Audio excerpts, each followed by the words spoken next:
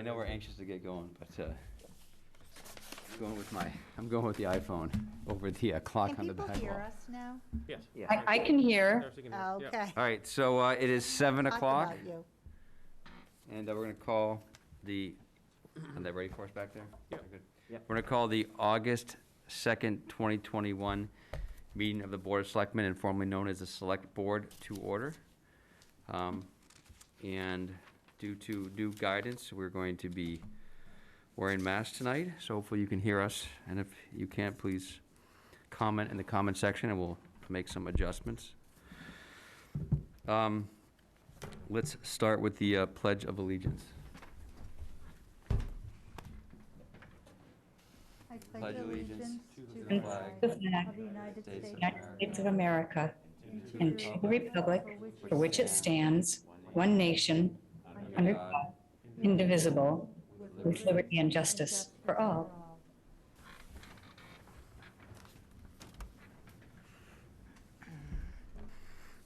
Okay, so we'll start with announcements and board openings. So for board and committee openings, for Finance and Advisory Committee, we have 2 associate openings. For Conservation Commission, we have 1 opening. For the Hamilton Historic District Commission, we have 1 opening. For the Zoning Board of Appeals, we have 1 opening. For Open Space Committee, we have 2 openings.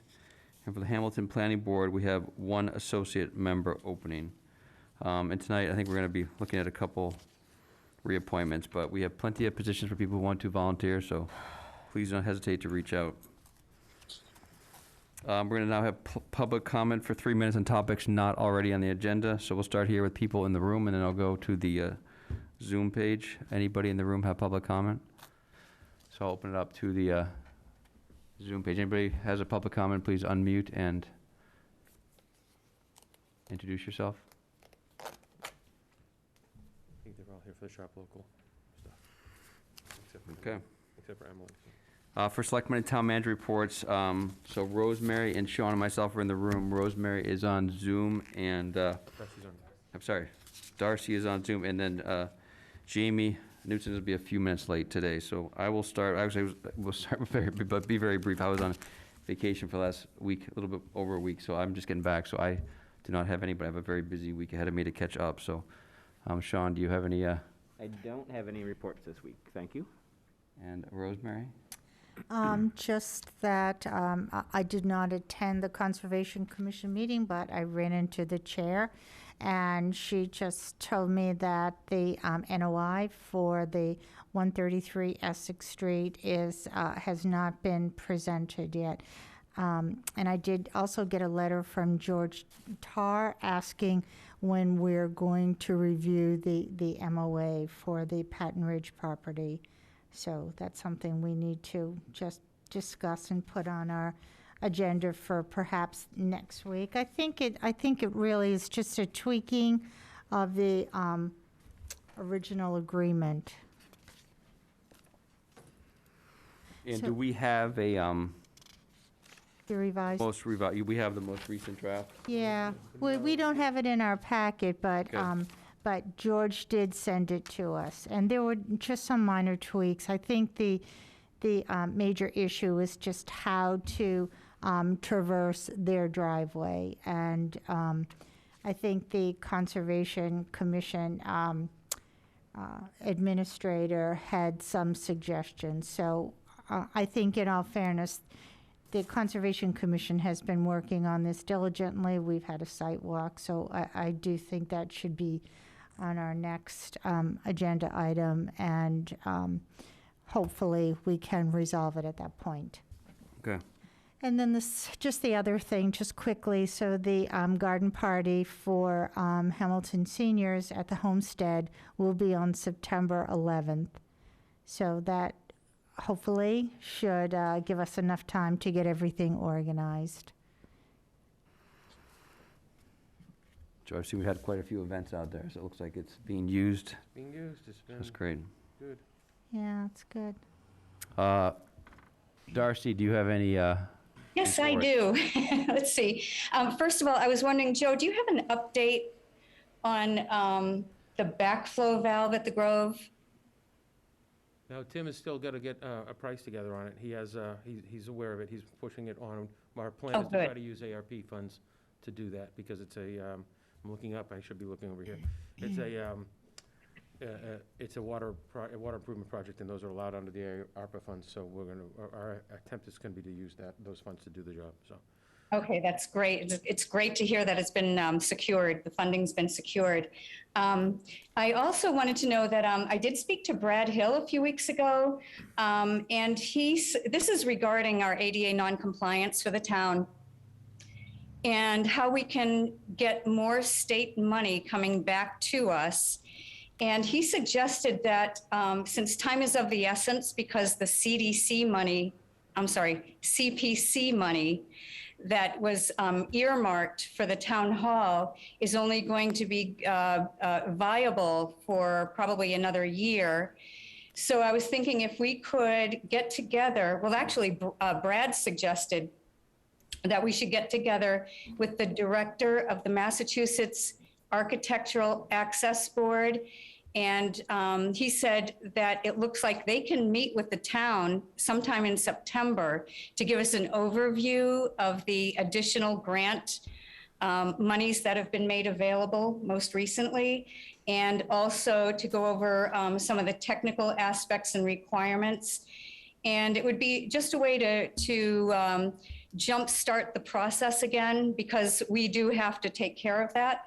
So I'm waiting to hear what they have to say, and hoping that, I understand there was also a chairs meeting in the past couple of weeks where they discussed various ways to get more money for this project. So maybe there'd be a way to tie in, everybody to go to that meeting, and maybe we can get some extra funding for that.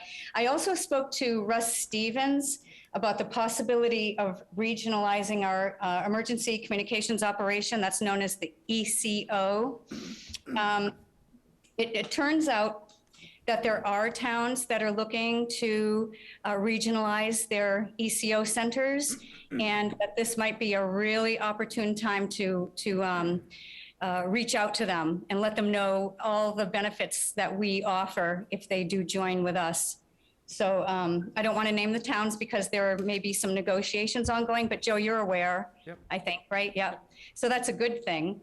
And I think that's about it. Thank you. No, thank you for all your effort on that. And Jamie's not here, so we can come back to him when he arrives, if he's got anything to update. We have a 4-item consent agenda. We have approve a one-day liquor license for the community house. We have approved minutes of the July 6, 2021 select board meeting. We have accept a gift of scoreboard for the basketball gym, and the last one is approve extra day of Sunday music in park by community house. So Joe, any further information you want to share on that stuff? No, I think it was a nice offer of the funds to secure a new scoreboard for the gym at the recreation building. That's from that information is in your packet. And then the 2 of those items, as you mentioned, are for the community house. One is to extend the Sunday music in the park by 1 extra week, and one is to approve a one-day liquor license for an event they have going on there, which is kind of standard. I move that we approve the consent agenda. I have a second. Second from Darcy. Do we have any further discussion? All right, all those in favor say aye. Aye. Aye. Aye. Could I So that's- suggest that maybe because we have a member participating remotely, you do a roll call vote? Yeah, we can do a roll call vote.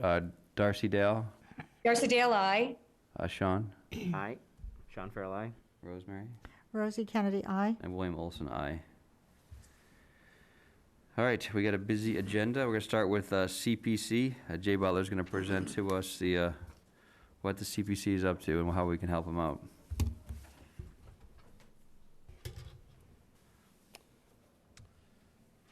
With the chair's indulgence, I'll take off my mask so I can speak clearly.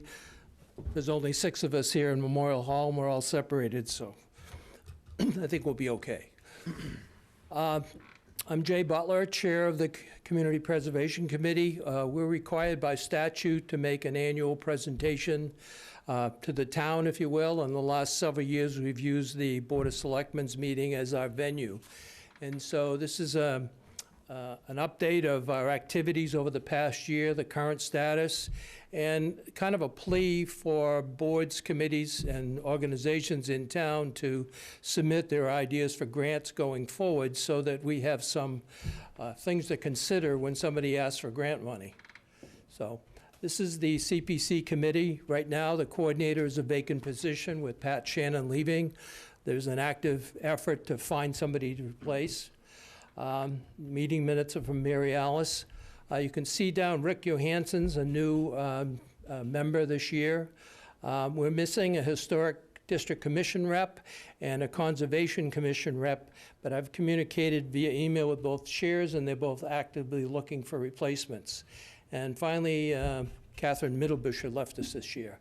What's your quorum? How many people do you need for a 9 quorum? people, we need 5 for quorum. 5, okay. Just some of this is review. Obviously, the CPA law was signed into effect for Mass in 2000. We adopted it in 2005 at the polls.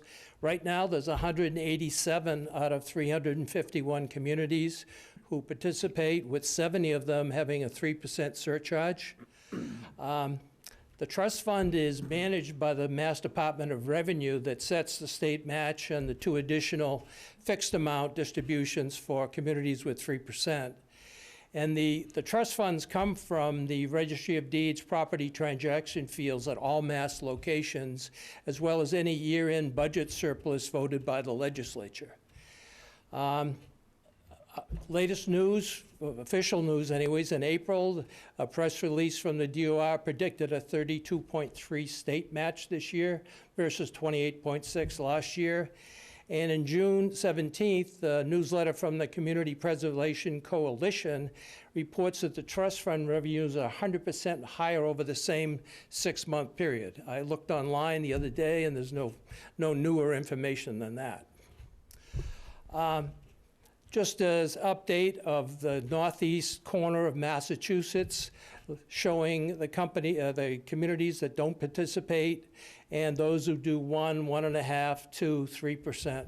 We're at 2%, obviously, and our nearest neighbor, Wenham, is at 3%. The November 2020 CPA revenues, the revenues each year are distributed in November. 2% surcharge revenue on everybody's property taxes was $851. The 28.6 state match gave us $144,903, and the total revenue was $625,754. In Wenham, just for comparison, since they have a 3% surcharge, their surcharge is $411,549. The state match is $117,812. There's 2 additional fixed amounts every year for communities with 3%. They got 76,000 and change, 44,000, for a total of 650,000, which is about 24,910 more than we got. The distributions on the 3%, that fixed distributions, DOR does this convoluted calculation using property taxes and population to come up with an equalized property valuation. And they divide all of the communities in Mass into 10 deciles, and they distribute the amount of monies for 3% communities. With the lowest EPV values get more money. You can see. The 4th decile, Wenham is there. You can see the communities they feel are the same equivalent as Wenham. Next, we see the 7th decile, which is where we are. We have a lot of communities that are participated in CPA, and Hamilton is in the 7th decile. There aren't many nearby. I think when I look at this, Middleton maybe, Newbury beyond that. So, next. Sorry about this slide. It's tough to read. This is off the Coalition Preservation website, but it just shows the distribution history over the years of how much the state match has been and what people have got. We won't need to read it. It's on our website, on our webpage, but it's also This presentation we posted to the website after this meeting, so you'll be able to see it as well. So we'll skip that. All right. This is a pictorial of showing you the state match in red and the local surcharge. Started out at 100% way back when, but as we all know, it's dwindled since then. But it's perked up again in recent years. We're going to be over 30% this year, and hopefully that will continue. And same thing, you can see the state match versus the local surcharge. We're carrying the brunt of it with the local surcharge. The estimate for this coming November, this is based on info from our finance department, with a 32.9 state match, is we'll come up with total revenues of $673,350. And the question we keep asking, what if we had a 3% this year? Well, if we look at the 2021 estimated revenues and the 2020 distribution rounds for rounds 2 and 3, you can see surcharge-wise, you get $759, $854, the state match, $249, and then $55 and $35. The total revenue ends up about $1.1 million. And that means the revenue increase from having a 3% versus a 2% surcharge is $475,662. It's a big number. So you go back one slide, sorry. Sure. So the 2% is 506, and go forward one slide, and the 3% is 759. So it's about $250,000 that you raise to make 475. So, because 250 is taxes, right, and the other 275 is or sorry, it's not quite, but Yeah. match. 225 or something like that. But, Yeah. The, so what's the impact on the average taxpayer? With the average value of average property in Hamilton at $632,000, with annual property taxes at $1,751 per thousand, it's about $11,066. The 2% surcharge is $186.31. The 3% surcharge is $279.46. So it's a $93 per year, or $23.29 per quarter increase to a homeowner with a $632,000 property. This is a comparison. On the first column is the assessed property valuation from $300,000 up to $1.5 million. The annual property taxes in the second column, the annual 2% charge in the third column, the annual 3% charge in the fourth column, and the last column to the right is the annual increase in surcharge going from 2% to 3%.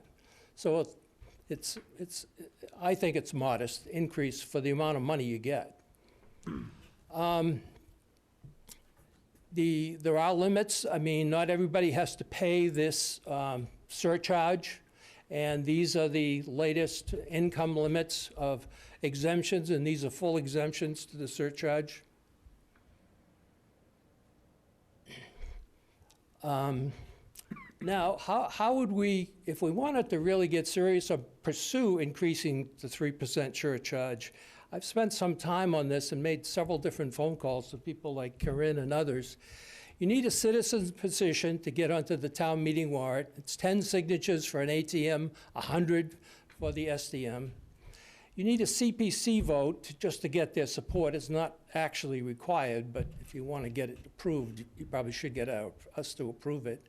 You need a town meeting vote by simple majority.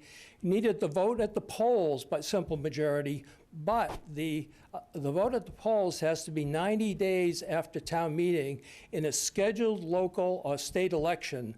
It can't be a special election. And the only way you can use a special election if you get a petition of 5% of the registered voters saying we want it sooner.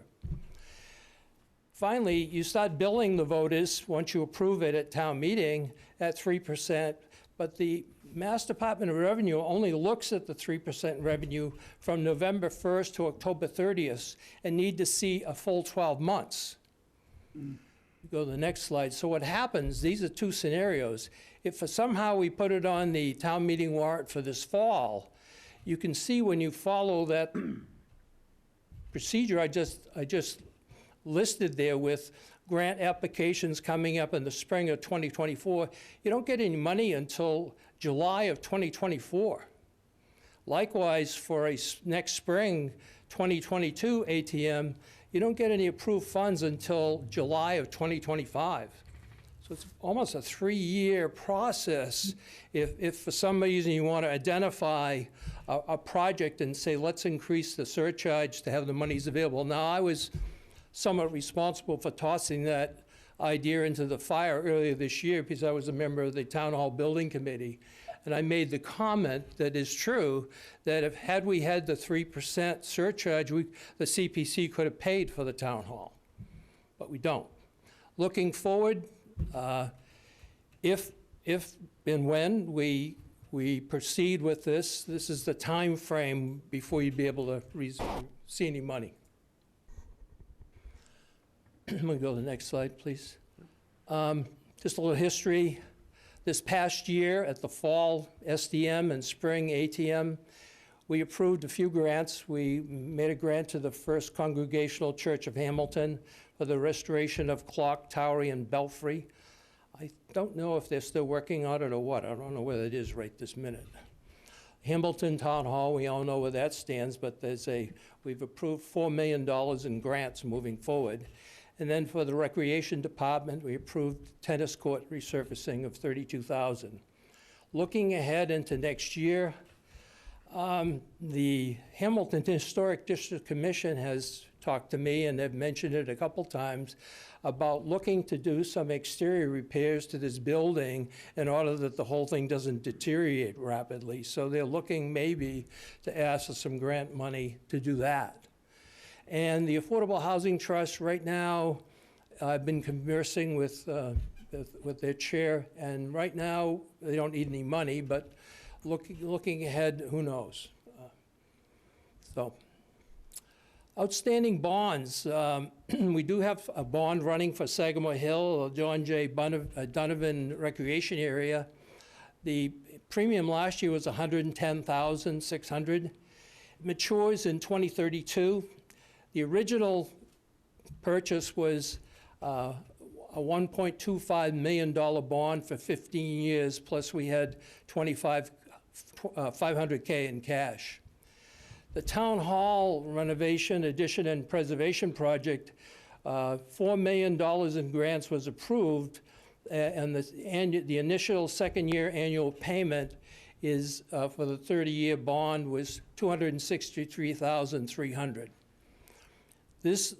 These approved grants are still valid if the project is approved at a town meeting by a 2/3 vote, and the project is approved at the polls by a simple majority, and construction starts prior to November 15th, 2022. If these 3 conditions aren't met, the grant is canceled.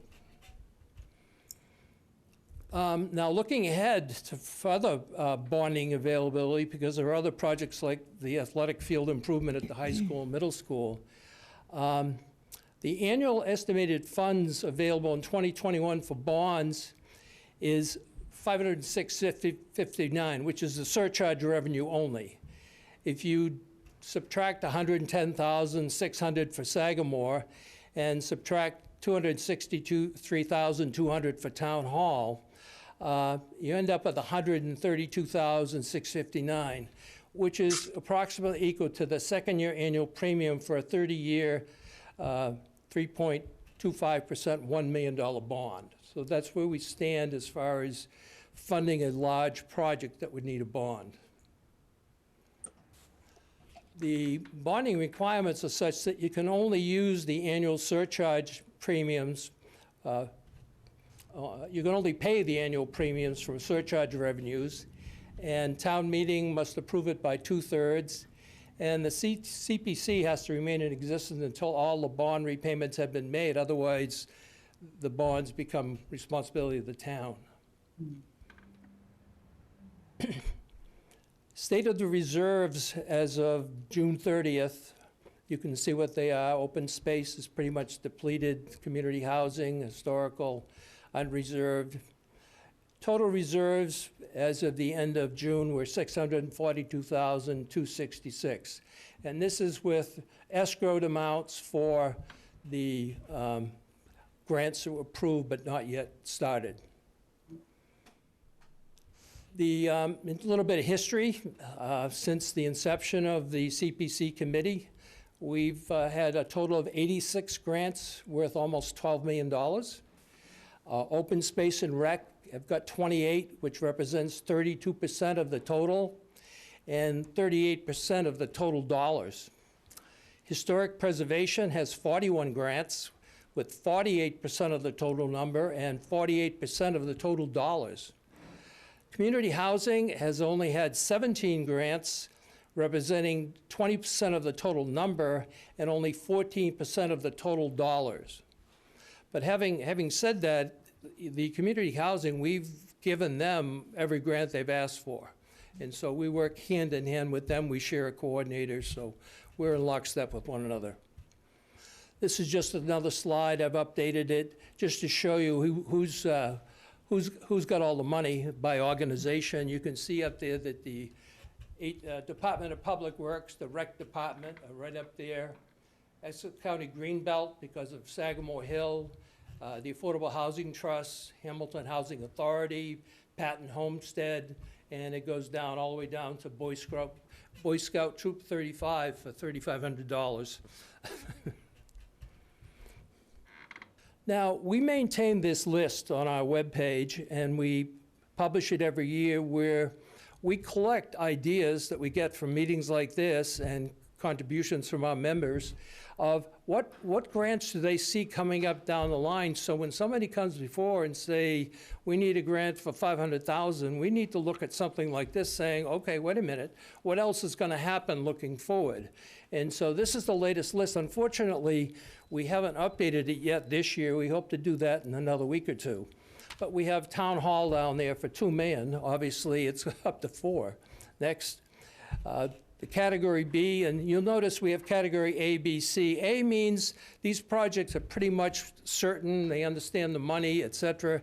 Category B, there's some question on eligibility.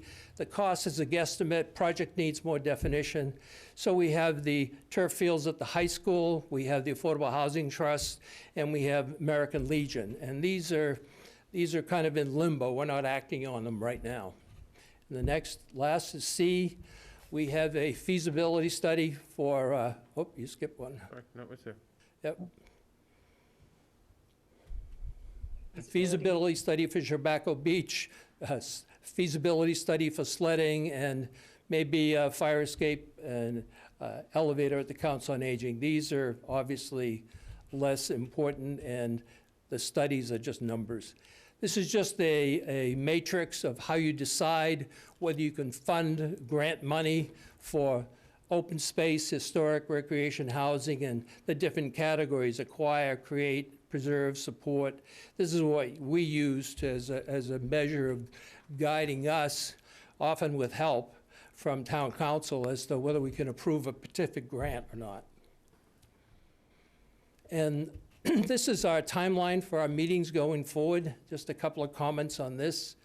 Our timeline for reviewing eligibilities, we have a two-step process. We look at the eligibility of the grant, then we decide the funding of the grant, and they're separated by at least a month. And these things happen months before town meeting. And so the people need to understand, if they're going to ask for grant money, they need to back up from the town meeting several months to allow us time to approve them, talk about them, et cetera. Next. And finally, here again, this is going into the spring. I just want to note a couple things on here is that you'll notice that I've scheduled a tentative joint meeting with the Wenham CPC there on June 9th of next year. We just had one this year. First time in a while, and we were very productive. Both chairs agreed that this is something we should be doing. We should be talking about things that we're both involved in, like the turf fields and others, and making sure that we understand each other's position on the matter. I think there's one more. And we'd like to have your ideas for grant requests. Our meetings are always 7 PM on the second Thursday of each month. We meet year-round, and they're open meetings, obviously, for anybody. And I thank you very much for listening. Thank you. Jay, thank you. It was a good presentation, very thorough as usual. Quick couple questions for you. So the current balance of the CPC, I think is like 635,000. Is that roughly what you said it was? Yeah, I believe so. And then there's another 4 million that's been earmarked but not spent on town hall. Is there anything else that has been earmarked and not spent? No. And then how much money could you put towards a town hall project out of the overall budget? How much could you, what percentage? Has there been a defined percentage allowed by sort of Well, restoration? we've approved 4 million in grants. But I mean, is there a limit because of the percentage of that's restoration No, versus renovation, or you could? No limit. There's no limit for the town hall. We can propose, you can ask You for had- anything you want. There's no limit, there's no restrictions. Okay. The only issue would be is that with things like the athletic fields at the high school, middle school, and affordable housing, we need to keep something in reserve to listen to those requests. So we're hesitant to approve all of the money we have to support town hall. No, understood. And what are there any limitations with athletic fields on what we could? No.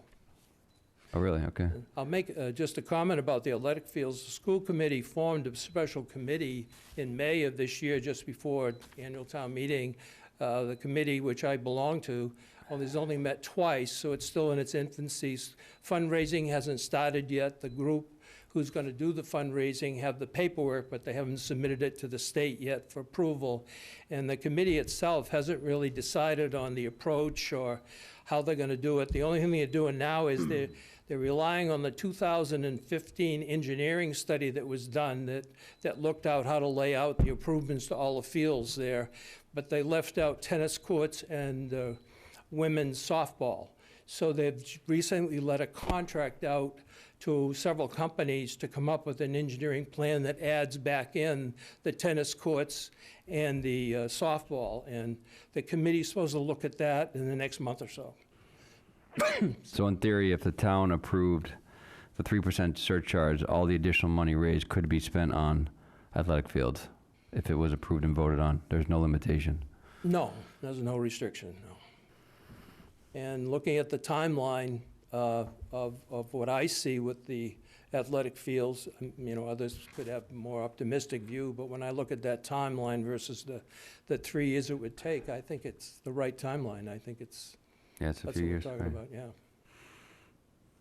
So Any no, other there's no questions? there would be no restriction. Yeah, I do. I have a couple of questions. It's a technical question, Jay, and it's good to see you. See you. 5 days after ATM is usually when we go to ballot after ATM. And I think I heard you say it's 90 days. No, Did I- if the warrant article that was approved at town meeting was to increase the surcharge from 2% to 3%, the Yep. vote at the polls has to be 90 days after that meeting. That's a Okay. special provision for that type of warrant article, Within 90 Okay. days or after 90 days? after 90 days. After 90 days. And the other question I had was, is there a way to earmark money? Say, we don't have to spend it all every year. Is there a way to hold it over and earmark it for special projects so that over time, eventually the dollars would be there? Well, the way to do that would be to get whatever project it is on our list of Category A future projects and have somebody speak to us every year and tell us that it's real, we want it to stay there. And so when we're faced with a decision to approve a grant or not, we will probably, at least in our minds, earmark the money and say, no, we're saving this for Project X. So it would be done, have to be done something like that. There's no formal paperwork Okay. way of doing it. Thank you. John or Jamie or Rosemary, any other questions? Do we have any anticipated grants coming up? Well, as I said, the Historical District Commission may ask for a grant to do some exterior repairs on this building. The Affordable Trust right now, I don't think so. The Willow Street project is essentially done. I believe they closed on the Asbury Street project last week. And looking ahead, the other project they're working on is Gordon Conwell Seminary. And nobody's discussed any needs for money there. And the AHT does have money in their treasury anyways. So in talking with Marnie, the chair, she doesn't anticipate asking for a grant this year. Yeah, I think that's what she said last time I Yeah. talked to her. So, and I'll follow up on that if I can. So, I know the discussion, I'm on the Affordable Housing Trust, and the discussions are, well, the CPC won't or doesn't really want to consider a grant unless there's a specific thing on the horizon, a specific project like Willow Street or something like that. So is that, are we understanding that correctly? Well, Yes and no, I would say, but Jay can answer it probably better. yes and no. One, if I listen to the Community Preservation Coalition office, this is the nonprofit organization we belong to, like all the other communities who participate, they say that when we give money to the AHT, we should convey that with a specific document outlining the project, when it's going to be done, the money, et cetera. We haven't adopted that. We don't do that. We tend to respond to requests from the AHT to give them money, but we never put any codicils on it. We don't put a timeline on it.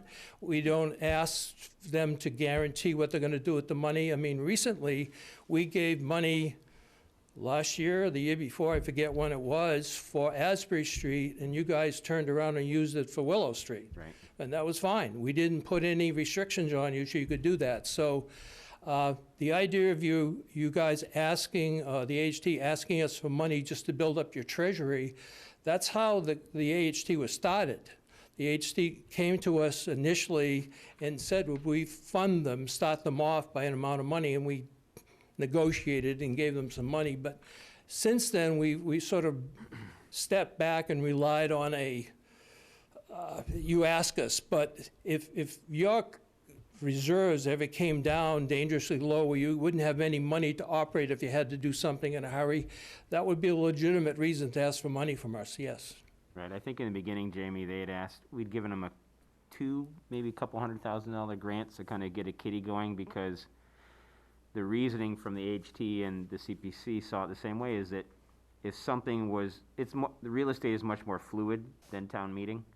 And so if you had to move on something, we would have to wait till town meeting to get monies. So I think we kind of gave you a little bit of a bit of money as a starter, and then some transactions happened, you got some money from Canterbrook and other properties, and then you kind of built up your money, spent it, built it up, and back and forth kind of. So it's kind of been that way the last couple of years. If the AHC wanted to put together a case to ask for a grant for money to build up your reserves, that's something we'd certainly entertain. I have one other real quick question on a different topic. So how do taxpayers get some sort of communication that they can apply for an exemption?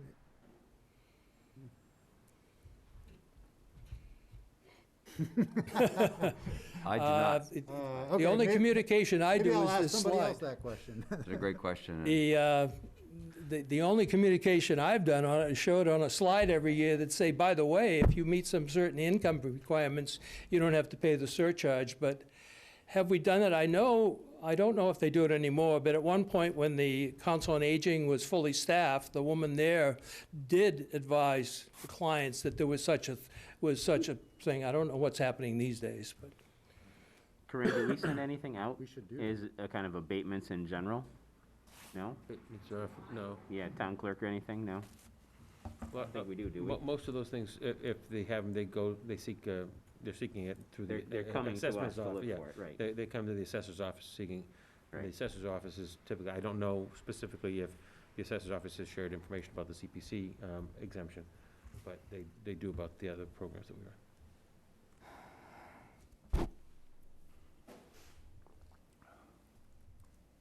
Thank you all very much. Thank you, Jay. Jay. Thank you, Jay. Hopefully we'll have a quorum on I hope so, Thursday next week by Zoom. by Zoom. So do we have any need to do anything out of order because we have certain people on the call versus some people with things we're just talking about internally. Well. Joe, you have any opinion on that? Yeah, I mean, you have, you do have Jane from Greenbelt is on, and that's the next thing on the agenda. You also have the Hamilton Wenham Cultural Council folks, Emily Hayden and Suzanne Choquette are both here, so. Okay, all right, so we'll just keep going. All right, next thing on the agenda is the approval of the Greenbelt Bike Race fundraiser and a vote. So I know it's in our packet. I know it's a fundraiser. And so what else we need to know about it, Joe? Somebody's here to present to us? Jane is here from Greenbelt. She's waving at you right now. So. Hi, Jane, if you can present what you're looking for so we can have a quick Hi there. discussion and vote. Yeah, thank you. So we're doing our annual cycling fundraiser that starts in Essex and does a big tour of Essex County. And so we're requesting permission to come through Hamilton, down Asbury, Highland, Goodhue, Waldingfield, 1A, and then through Biolabs and onto Fellows Road. And then I believe after that, we're out of Hamilton.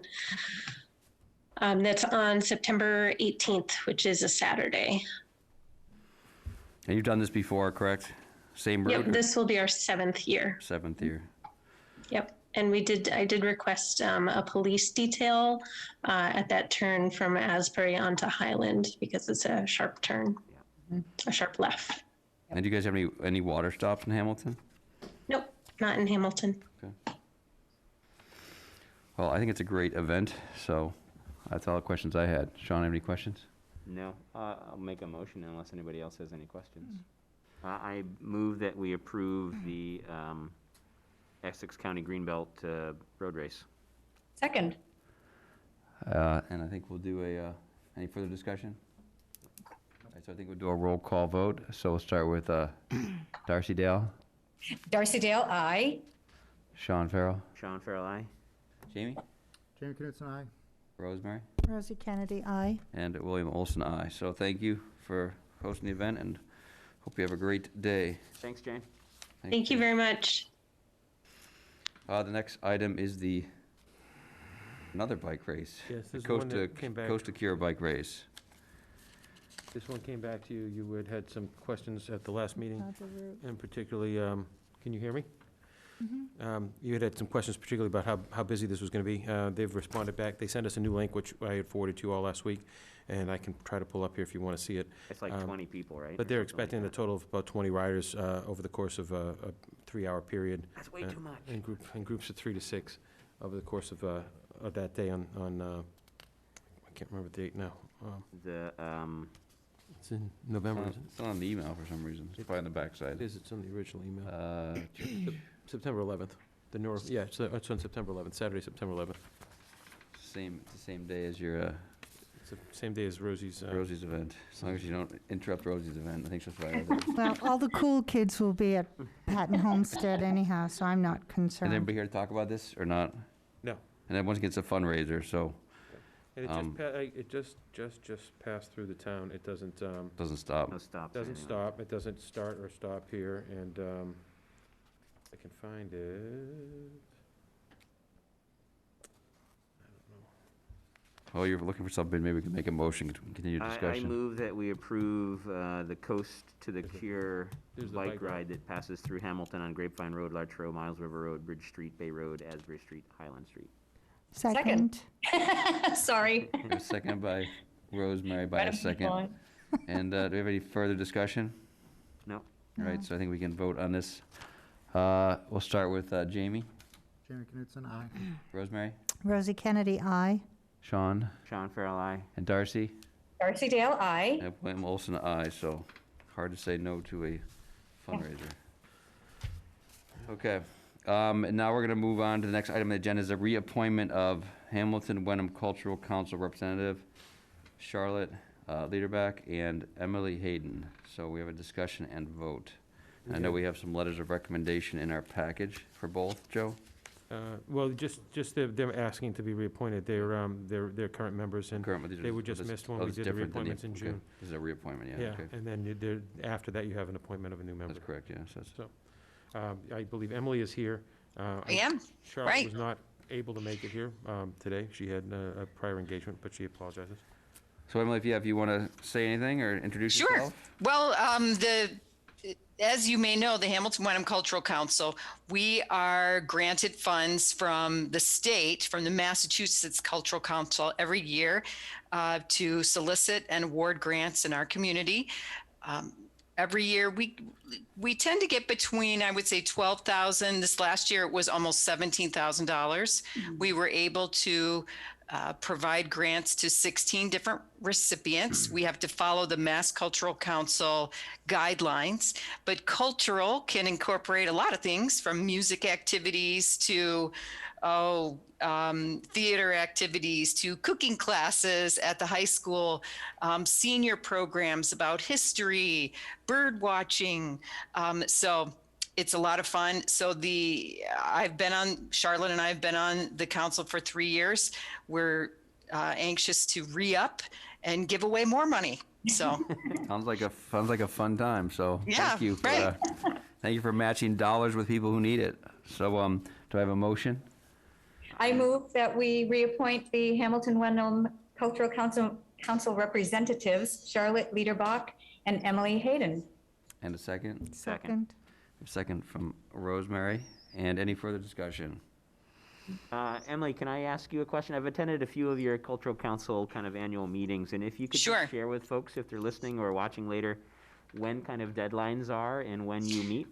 Sure. So we usually find out in like early fall, so September, how much money we have to grant.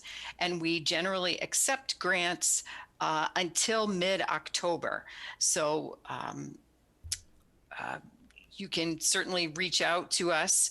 We also have a link on the Hamilton Town, both Hamilton and Wenham Town pages where you can request that information.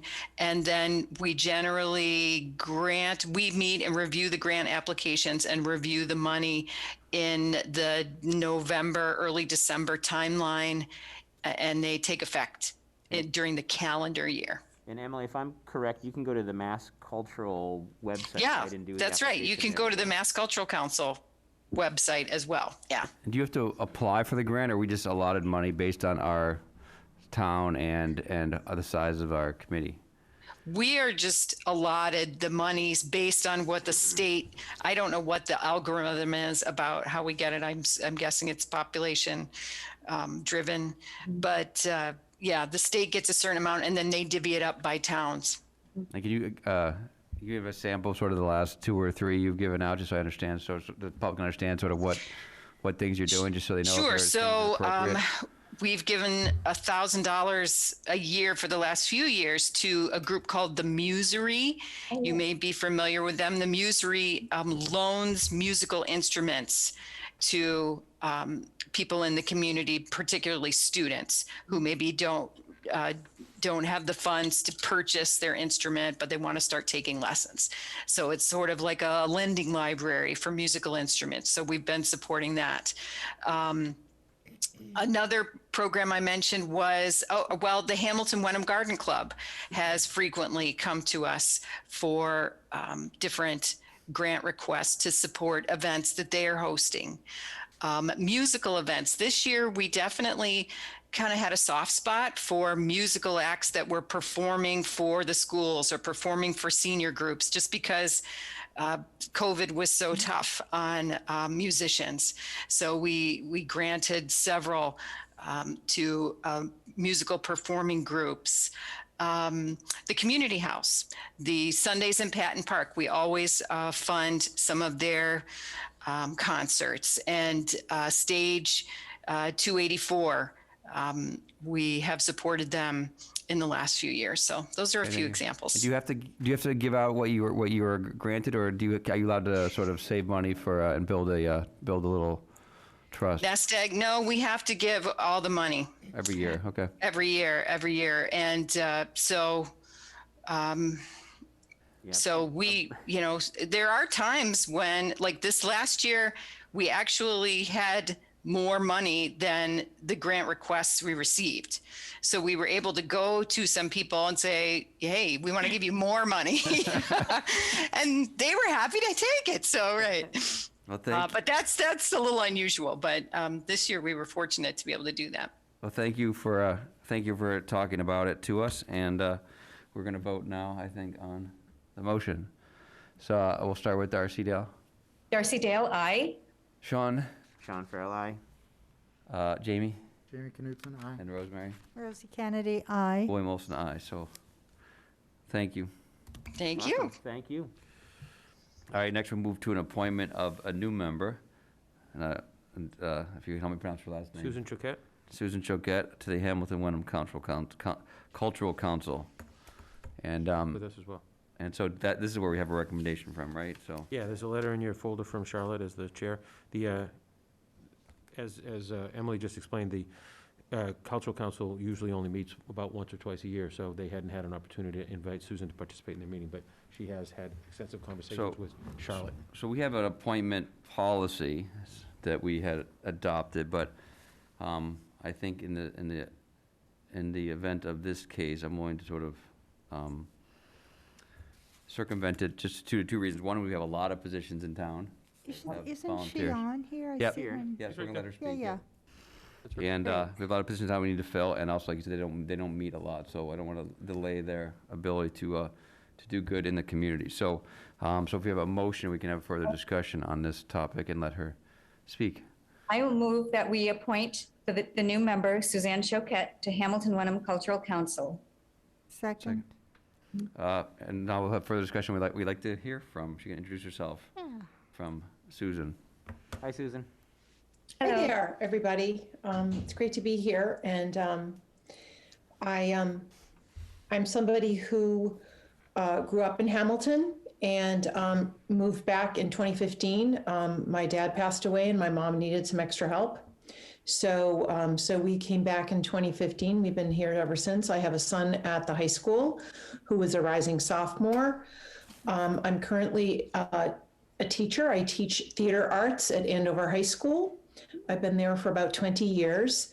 I have degrees in both music education and theater education. And I was looking for a way to give back to the community. And I saw this opportunity pop up on Facebook. And so I thought, I think this would be a good fit. So I got in touch with Charlotte, who's a neighbor. And so here I am. Oh, thank you. We welcome your volunteerism. And it sounds like a good fit. Any other questions Great. for No, Susan? sounds great. Thank you so much Oh, for yeah, thank you. coming. All right, so we'll start the vote. Jamie, Jamie Knutson, aye.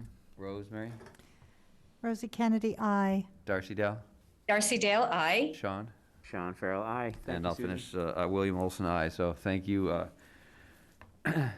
Welcome. Welcome to the group, Susan. Yeah. Great. Yeah. I'm excited. All right. The next topic I'm excited about, because had a conversation probably a month or so ago about promoting some community building fall event, and I'm happy to have the Hamilton Shop Local to discuss their event, and hopefully we can support it as much as possible. So we're excited to hear about it. So, Joe, who's here to present You have the a couple PowerPoint? people. You have Megan McGovern, Jan Sulman, and Natalie Bowers from HW Shop Local, and Rick Mitchell from the HDC. And is there a PowerPoint, or Yep, I will start to share that as soon as they ask me to. if you guys want Well, to? thank you very much. We're ready for you to share that. I'm Jan Sulman. I'm the president of Shop Local HW. And again, I'm here with board member Natalie Bowers and with Megan McGovern, who's the event planner for the event. And we wanted to thank the Board of Selectmen for inviting us to present tonight. Give us 1 second to get I don't know the, where my, where As it's long not. as you get to see the bouncy castle where that is, Joe, that's the important thing. Okay. Well, I'm glad you're the one sharing the screen because if it were me, it would be a lot longer. So Okay, come on, Joe. Technical difficulties, I apologize. There we go. There it is. we are up and running. So yeah, go ahead, sorry. great. Oh, no problem. Actually, I already kind of did the introduction, so you can go to the next page here. Oh, one page back. There you go. So just as a background, Shop Local HW is a nonprofit organization that supports the Hamilton Wenham business community through promotions, engaging events, and networking that helps to foster a sense of community. And you go to the next page, please. And so we were thrilled to have received a $50,000 grant from the state. And so we're working together with the town of Hamilton, the town of Wenham, and the HDC to create this festival. So those funds are going to go towards the production costs of the festival, towards organizational development to make our Shop Local group a self-sustaining organization, and to launch a membership structure and do promotional campaigns throughout the rest of the year. Next slide, please.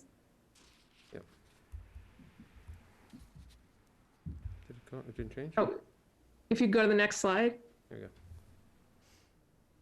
Oh, great. Thank you. So essentially, the Fall Festival is an opportunity to reinvigorate our local small businesses who had a very challenging year during the pandemic, and to make the community aware of all of the great businesses in our towns. And it's interesting, if you look at the DBA list between Hamilton and Wenham, there are close to 300 small businesses just within our towns, which is pretty incredible. So we just really want to have a way to showcase them and to make the community aware of them. So we've identified Sunday, September 19th as a great date for this event between 12 and 5. And potentially we might be able to get an attendance up to 1,000 or 1,500 people throughout the day in and out of Hamilton and Wenham. Oh, sorry, other direction. It says, yeah, why is it beneficial? Thank you. So this festival is really going to help the small business of Hamilton and Wenham to grow and prosper by making local consumers aware of their existence and by encouraging consumers to spend their money locally. And that's important. We've seen that studies show that for every dollar that is spent at a local small business, 70 cents of that dollar stays within the community. And that's really what we want to encourage. We want to keep our local businesses on the radar for our citizens when they're making everyday shopping decisions. We really want to have them think about shopping small and shopping local versus just clicking a button and sending money off to Amazon. So we see this festival and our organization really as a bridge from our local small businesses to our community. Community members are encouraged to support local small businesses. Those businesses in turn can support the community by donating to nonprofits or supporting a Little League team, and by creating, these really nice, engaging community events. So in this way, the businesses and the communities are united, relationships are strengthened, and our community is enriched. And that's our goal for this event. So now Megan's going to briefly review the event details. Thank you. Yep, sorry, other way, Joe, if you could. I keep hitting the button, it's just going the wrong way. There we go. So the vision for the event is to really bring in Railroad Ave as the major commercial corridor of Hamilton Wenham, but also to have a Wenham site as well. So we'll feature the Wenham site at the Wenham Museum and Town Hall lawns, and then have the Hamilton event and Railroad Ave. And we have partnered with Salem Trolley to offer passage between the two, which is sort of just a fun addition to get people around town to both locations. Next slide, please. So this is our vision for the Wenham side. So this will be, like I said, at the museum and town hall. We plan to offer a kids micro market, which would be kid entrepreneurs between the ages of 8 and 18, offering sort of small art projects, tattoos, painted rocks, comics, slime, things like that, and really bring the entrepreneurial spirit to the kids. Then we'll also have food and an ice cream truck. The Wenham Fire Department is going to do a Touch-a-Truck event. And we've partnered with the Wenham Village Improvement Society to offer a bouncy castle. We have a DJ, games, lawn games, and other entertainment there. So it should be really fun and really exciting and a good engaging activity for the families. And then on the Hamilton side, and this is where we're going to ask for your help in a minute, but we hope to shut down Railroad Ave for the day to offer space for pop-up vendors. So like Jan was saying, there's almost 300 businesses in Hamilton Wenham that may not have a brick and mortar, but do operate in town. And so we really want to invite them to participate in this event and give them a platform to meet our community and to engage with the community. So we plan to have pop-up vendors all the way down Railroad Ave. Music, we have a live band secured. Satch Karen's a really fun band that plays a lot of cover music. We're hoping to do a beer and wine garden in the Accord Food Pantry parking lot. We secured Ipswich Brewery and also Cellar Door Winery in Ipswich to run that part for us. So we're really excited. And then we've worked with a lot of the local restaurants and establishments to offer food and desserts. And we're bringing in a few other outside food trucks. And then we'll just do some other types of entertainment throughout the event there. So it's coming together really nicely. We're excited about it. And then this next slide, please. We just wanted to take a minute to recognize the sponsors of this event, because it really is, it does take a village to put on an event like this. So we just want to recognize the Town of Hamilton, the Town of Wenham, the HGC, the Wenham Museum for their partnership, the Wenham Village Improvement Society, the Community House will be actually offering a farmers market event that day in collaboration with our event, Salem 5 Bank, and then Shop Local Hamilton Wenham. And so, next slide, please. And so the ask for today is the permission to close off Railroad Ave at the 1A intersection and also the Willow Street intersections. We were able to meet with the Hamilton Fire Chief, Lieutenant James from PD, and the building department last Friday to talk about how to close it off. And so we feel that we are all in agreement on sort of those two stop points, which we can safely get cars around and not disrupt the flow of traffic too much, but also really have a safe opportunity for people to sort of walk freely in the street and explore the vendor pop-ups. So that would be the first ask. The second ask would be the approval of a one-day liquor license. And I do have all the documents here with me as far as liability and safe serve insurance, and happy to drop that off to whoever needs to see those documents. But so the second ask would be for the approval of that liquor license for that one day. And then the third, Jan is going to help me with this, but really we just want to offer this as an opportunity for the select board to be involved in the event in whatever way you'd like. And, you know, we really see you as community leaders, and we'd love to offer you an opportunity to get involved and have a table or do some type of talk or yeah, just kind of a meet and greet, and just come out and meet your constituents. And we really expect this to be a really fun day for the community, and we'd love to see as many of you there as possible. And so if you want to go to the next slide, Joe, this is just some follow-up details to the request. And so you can see the roadblocks. And then we have worked with Lieutenant James to have a police detail at the Beer and Wine Garden. I know that's part of the application process. And then if you want to go to the next slide, please. We've worked with the fire chief to make sure that we have clearance down Railroad Ave in case of an emergency so that the fire truck can get down there. So this is just some details of setup for Railroad Ave. And that, I think, is it. Mm-hmm. You've been busy. You have, yes. I mean, a good event is good planning. You guys have been very thorough and hit every box. So I appreciate your. It sounds very exciting. And I'm definitely behind this. Will I make a motion? Yeah, We can talk about it? Sure. Thank you. Okay, I make a motion that we close off Railroad Avenue and Willow Street as per the plan for the Shop Local event. On September 19th.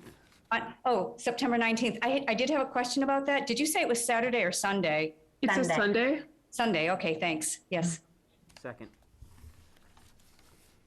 And so we'll have further discussion. I actually had one question, just business as usual, but on Sundays, so Sunday's a good choice for days. Does the U.S. Post Office need to get in and out, trucks in and out of their facility on a Sunday, or do they not do deliveries on Sunday at that facility? I don't believe they do Sunday deliveries. Megan, do you know? We can confirm that. I can confirm, but I believe they're closed. That was from the police department. I believe That they're was the closed only on Sundays, business but I I can think double would be check. impacted, but everybody else I would sure would be welcome this. But no, I think it's a great plan. That's all. I wish we could do more to help. So yeah, let us know what else more we can do to help, or any committees or any meetings. Do you guys have public meetings to plan this that anybody can attend if they wanted to help in the to volunteer for anything for the event? Do you have a weekly meeting or a monthly meeting? We will be reaching out for community volunteers for many different opportunities and getting the community involved. We also have a Facebook page where we're promoting updates and confirming different entertainment and things on that Shop Local page. And then I did want to add one thing too. We did talk about offering a vaccine clinic from the Board of Health in Hamilton, and that can be an exciting addition. And then having the HGC have a table there, and sort of any other person in town that wants to, have a presence, where we are very open and welcome to that. So Right, so I think the Master Plan Steering Committee was hoping to have a table at that event and just bring the information to the citizens and maybe pass out flyers just to introduce the project. We're not finished yet making the flyer, but who should we contact about this? Because I do believe that is in our plan. yes, you can contact me directly. It's Megan. I'm the event planner. And I can pass my contact information on to, would that be Joe or? Joe. Yep, I have it. Yeah, great. Oh, great. That's a great idea, Rosie. Yeah, so. And that's the official name of as you brand it, it's the Shop Local Fall Festival? Is that how you're branding it? Yes, we are. Or just as the Fall Festival? I think Shop Local. Trying to think of anything. Joe, anything else that No, we had should talk a about? good- As they said, that we had a good meeting with the town staff and the organizers last week, and then they walked the site again on Friday.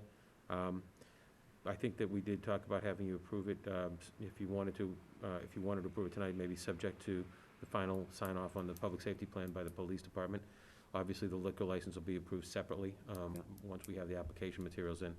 But you'd be well within your rights to consider approval tonight for the event itself, and then go forward on the details. Yeah, I mean, this takes a lot of work, and I'd like to keep it going and not hold it up, so I'm in favor of approving it tonight if we need to, say, with a caveat of we will take. May I modify the motion to include that caveat that it's based on, the follow through with all the planning and liquor license and whatnot? Public That do it? safety. Yes, that's good. Yeah, Second that new motion. Okay. good. Any further discussion? All right, so we'll start with Darcy. Darcy Dale, aye, enthusiastically. Sean? Sean Farrell, aye. Thank you. Jamie Knutson, Jamie. aye. And Rosemary? Rosie Kennedy, aye.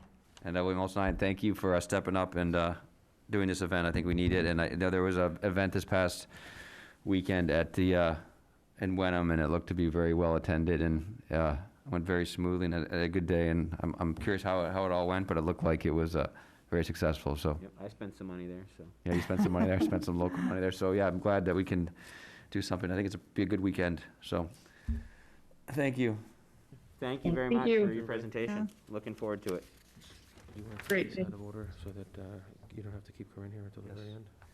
All right, so we're going to take the last item on the agenda out of order as Corinne is here, patiently waiting to discuss it. So we have talked about changing our board designation from Selectmen to Select Board, which we've all talked about and agreed on, but Corinne has been doing some research. I want to make sure we do this formally and correctly so we do not get called for making mistakes. So give us the procedural way we should do this, Corinne, so we can have a discussion and vote.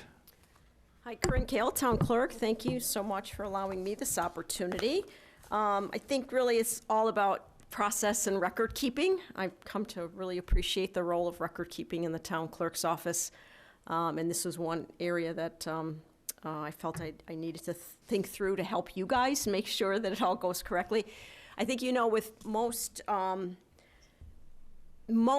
I should say all changes to affect anything in bylaw, there's a process that takes place.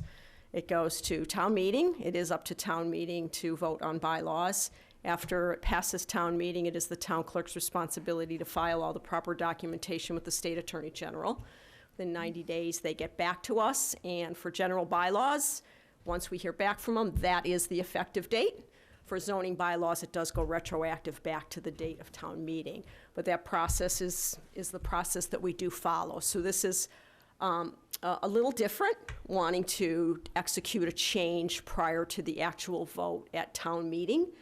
And because I have to worry about making sure all the documentation and the history of this town, especially for such a historically significant change, that it resides in the records correctly. So I did distribute to you a memo that can be included, the important or the significant content in the minutes of this meeting, please. So I have spoken to many people who I respected with a history of either being on a board of selectmen, being a moderator, and there were several town clerks who also serve on boards of selectmen or select boards. So I wanted to hear how other towns have done things like this. And definitely the consensus is that it's really important to, kind of in summary, be clear about where the formal change takes place versus the unofficial informal change takes place. And that made some sense. And in the interim, all legal documents, anything that's getting signed, anything that's getting filed and recorded remains Board of Selectmen until the approval comes back from the Attorney General's office. So what if a few people mentioned is just some way to allow for this new reference, this new nickname, whatever we want to call it, this in anticipation of the eventual vote at town meeting, to include on like minutes and agendas, Board of Selectmen, that is legally what it is. And then asterisk that say it's informally known as the Select Board. And therefore, when Mary Alice is doing the minutes, or you guys talk about it, fine, it's all Select Board, you can get T-shirts, baseball hats, whatever. But in the record, it's absolutely Board of Selectmen. And I think where, where we get, like looking ahead to the warrant itself, and I spent some time with both Bill Bowler and Jen Scuteri on this one. Obviously, the warrant for the special town meeting will be Board of Selectmen, Board of Selectmen, Board of Selectmen, other than the warrant articles that talk about changing it to Select Board. But where you go to sign it has to remain the legal reference from the bylaw. So it's that's the conclusion I've drawn about a nice way to do both, assuming that you vote tonight to both, change the name, and I'm not sure when the vote is to put it on the warrant article, if you've got that on there tonight, Joe. But that asterisk moves forward, and then if anything seems gray between now and then, we can always revisit and figure out the most appropriate way to do that. So I'm here to answer any questions or. Together a memo that we all have, so thank you for that. And I did send it to Darcy electronically. Darcy. Okay. Thank you. May I make a motion? Is this so we can go into a discussion? Yes, please. Okay. I move that we change the board designation to Select Board. Have a second? Second. We have a second from Rosie, and further discussion. So I read through the process. I think the process makes sense. I just, we haven't looked at other processes. We sort of talked about it. So, and I know Tom, once again, I think this is probably correct, but I just didn't know if Tom weighed in on this, Joe, or has any comment on it. Tom said that it's not a problem for the board to start to refer to itself as a select board. As long as we sign It's nothing things. illegal, right, but you're a board of selectmen until everything gets changed with town meeting. Great, that makes sense. Good. I mean, I like the first point you have here, Corinne, is it's kind of the board formerly known as the Board of Selectmen kind of thing. Yeah. And we just have the asterisk there for all of our kind of meetings and stuff, and informally known as the Select Board, basically until it's official for town meeting vote. That makes total sense to me, and better for you for record keeping, so things don't get confusing if we have any kind of legalese. Well, I think while we're all standing here, sitting here over the next several years, it's maybe easy to recall it, but I mean, I'm having a blast in there finding things in the vault from decades ago, and when you can't access the people who were right there, Right. it's really much cleaner if it's very clear. All right, good. Well, I'm proud to be part of this change, so I am ready to vote and start the process. Everybody else ready to vote, start the process? I'm ready. Okay, we'll start with Darcy. Darcy Dale, aye. Rosie? Rosie Kennedy, aye. Jamie? Jamie Knutson, aye. Sean? Sean Farrell, aye. And William Olson, aye. So, we have it on the agenda to talk about the warrant articles, and we will obviously talk about this one as a future warrant article. Terrific. Thank you. Thank you, Corinne. Thank Thank you, you. Corinne, for doing all the research and keeping us doing things the right way, so we're not asking questions a couple of years from now, what the heck happened and who did it? Because we've been doing that a lot, it seems like, so.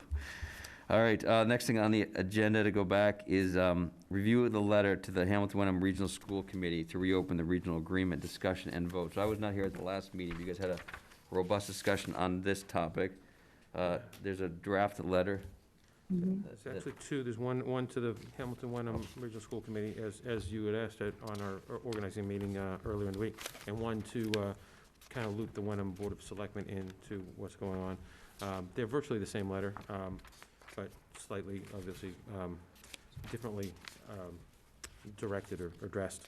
So, Selectwoman Kennedy's already, Selectperson Kennedy, I don't know, Selectman Kennedy has already made some recommendations and edits and amendments. I appreciate that. I made those edits this morning, so what you have here should include her edits.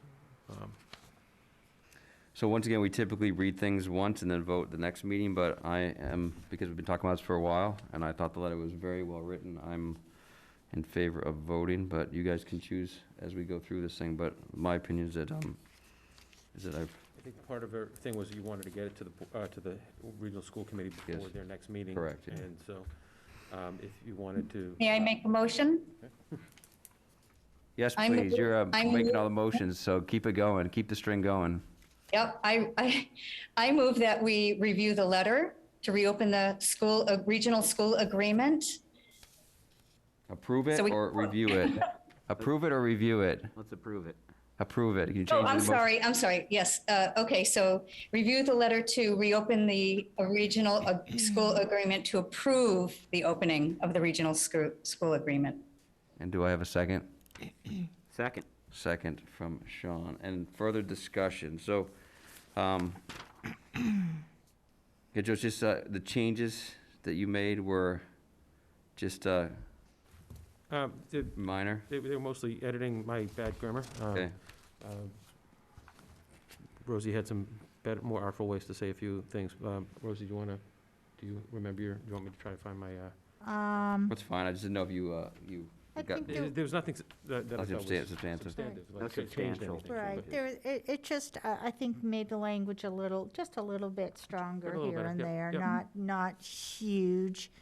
I'll just, While you're looking, so is what we're looking at that was handed to us tonight, It's a draft for you But- to make comments on, and then right, but does it reflect? it reflects, does. right, Rosie's, yes. I think, Okay, good. so I would say the only substantive change I made was to add the last bullet point, the need for a transparent mechanism for regular reporting of district revenues and expenses to assure accountability to the taxpayers. That's, That sounds good to me.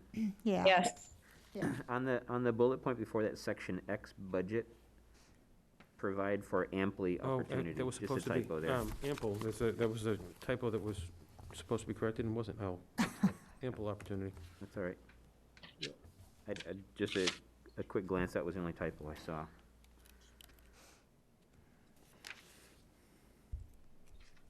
Yeah. Yeah.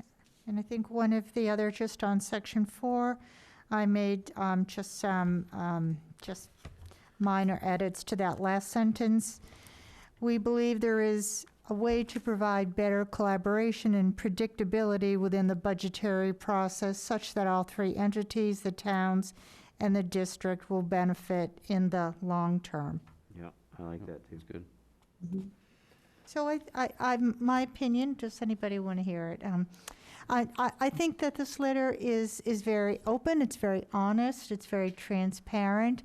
It voices our complaints or our concerns. Like how it says specificity to it, so I think that's good. That we list them Exactly. items that need to be So- addressed, right? Right, so these are our concerns. So I really like the letter and only made pretty much those minor changes that I've just discussed. I also would like us to think about talking with Wenham first before we open negotiations with the school committee. Because did anybody happen to read the Chronicle last week, the article about the school committee? No. Oh, well, they say that they need tough love. They said they need someone to be brutally honest with them about feedback. They're looking for someone to quote unquote push them. Or as Dana Alara said, I would like someone who is free to tell the truth. And Vinny, the finance specialist, said he wants someone who will be honest and tell us things we don't want to hear. And it sounds like he also said he wants somebody who understands school committee policy. This is a cry for help. If they don't have people on that committee who understands school committee policy, they need some help, and maybe we can give it to them. But I think the two towns should be talking amongst ourselves first to make sure that we're all on the same page, and then sit down with the school committee, because right now there's no leadership. I'm sorry, but it's, you want to hear hard truths. There's no leadership there. Their meetings are, they go on forever, and there's a lot of acrimony, according to the article. According to one of the members of the school committee, said there's just so much acrimony, and it's really hard for them to get through a meeting. So I think what it is that there is no structure for them. We need to provide that structure, because the schools depend on the towns. The towns do not depend on the schools. So my idea is, let's sit down with Wenham first. Let's get on a page, find the common ground, and then go to the school committee and see what we can do, see how we can work together. But that would be my advice based on this latest reporting. It shows to me it's a primal scream for help, if you ask me. Yeah, I think that when we met, we talked about the process, and I agree with you. The process was that we were sort of going to start with our list first internally at Hamilton, then meet with the Wenham, and then go through their list, and then sort of pare it down and sort of make up a top 10 list. So I agree. I think that's the right process before we go.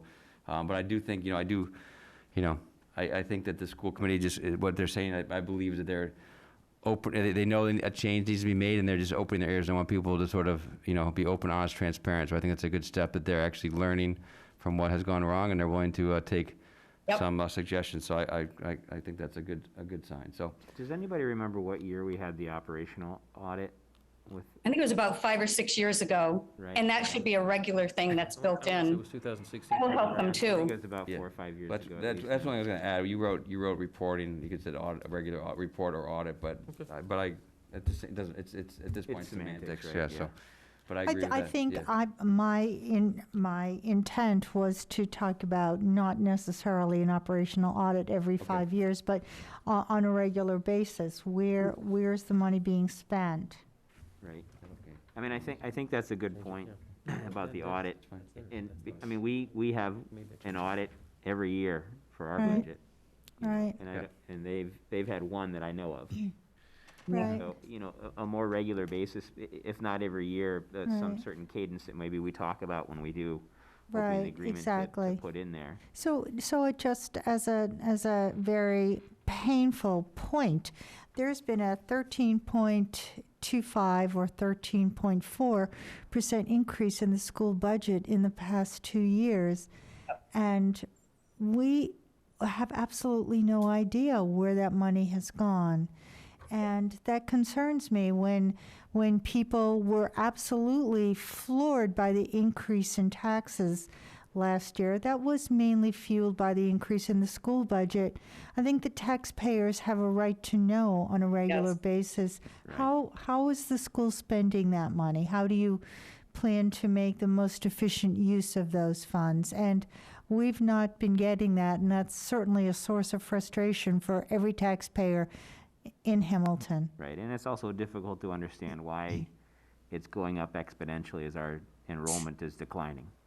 Yes. Right. Yeah. It should be, I mean, I know costs go up every year for certain things, and we do a lot of out-of-district placement, but at some point, if we're declining enrollment so much, that costs should level out or go down, depending. I mean, I don't know that breaking point of numbers when we lose. And then you get into teachers. how many schools? We have 5 different campuses or 5 buildings for what, 1,400 children?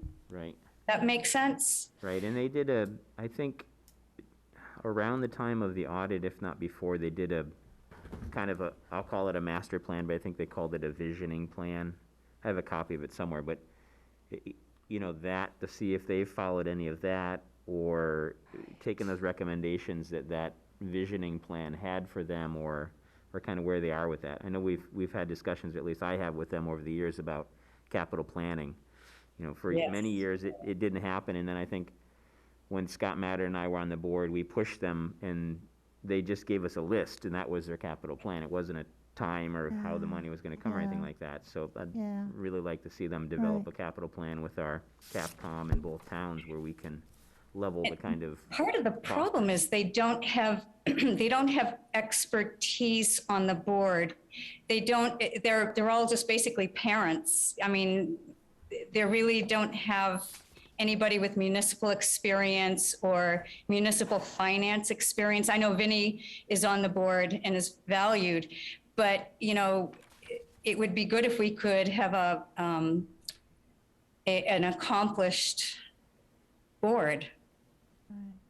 Right. I think one of the other issues that many of the parents had last year, so not only were the silos, people, residents who don't have kids in the school, residents who do have kids in the school, it was also a division between the parents themselves, feeling that the money should be spent on the front lines, the money should be spent on the kids in the schools, the teachers, and they were feeling very frustrated that a lot of the funding was going to administrative overhead. So that certainly does tell you that there really needs to be a reevaluation of the funding. I think the parents were just as shocked and dismayed by the increase in taxes. So it really is an opportune time for us to come together and really begin to analyze our schools and how can we keep our schools achieving while not overburdening the taxpayers. We cannot deal with another superintendent who comes in here, interim or not, and has yet another plan and decides, well, we need another 8% increase with nothing to show for it. That is just unacceptable. Right, we sadly had a track record of interims or non-interims that have left very shortly and increased, a 9, 13%, 6% increase. Untenable. Major changes and then left. Yeah, and no, those changes never came to fruition, and I think that's the most frustrating part. That it's a black hole of financial investment. I want to see things. I'm a person who believes teachers on the front lines, providing the type of classes that are going to benefit the kids. I mean, I'm certainly not an expert on the schools, and I'm not trying to presume myself to be one, but I think there needs to be a strong discussion about where our schools are headed. What are the goals? Right. Well, I think the start is this letter to the Yep. Wenham BOS Yeah. and the school committee. Yep, So I'd move to vote. So I have, sure. Jamie's got I something have else. two quick things. So one is, so now Corinne's got me all messed up here. So we do, it is referred to the select board on this letter a number of times. You can change it. Yeah, No, I'll you can change, my I'll signature. change ours. What but, was that? It's signed, select board yeah, chairperson, we're I'll- gonna change I'll it.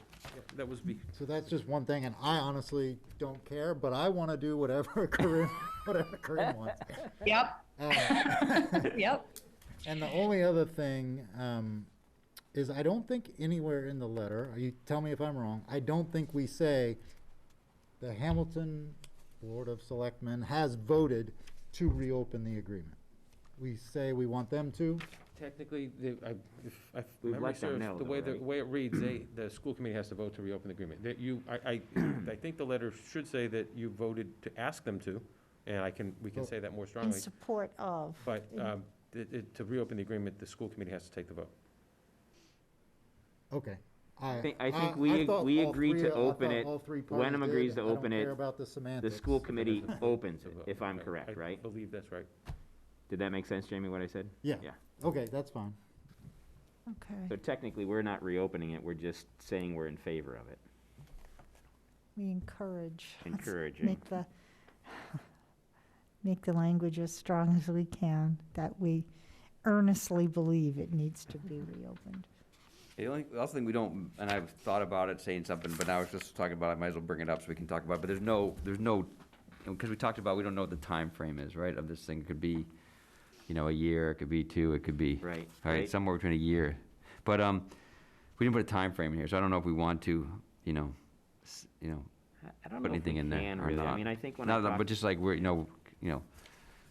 think we- when we- Dana was here at our meeting Right. that we talked about it, I think I had asked her kind of time frame, and we both kind of agreed that we didn't want it to be glacial, but we didn't want to try to rush it. but even a time frame to have them consider what we're asking, right? Can you Right. please consider this within your next, Yeah, I 2 or think 3 that's, meetings or that's something like that. fair, right, because then it at least starts yeah, the process. process? Right, So something to show that effect that we would, we ask that you consider this within, In a timely manner. a timely manner. Even if we don't put a date on it, we just acknowledge that this has some urgency to it, in our opinion. And Taxpayer dollars at and we stake. say 30 to 60 days, I mean, at the end Timely of manner. We can always 60 follow days. up. I say in a timely manner, we can always follow up with another letter if they don't respond. Okay, We can that's reach, fine. you can reach out to I the can reach chair or out to, something yeah. like that.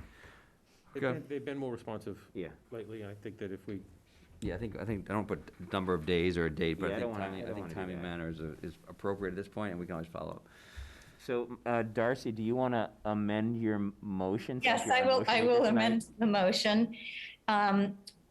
I move that we ask the school committee to reopen the regional agreement and we vote on it, to ask, for the ask. In a timely manner, right? In a timely, yes, we're going to ask them to respond in a timely manner.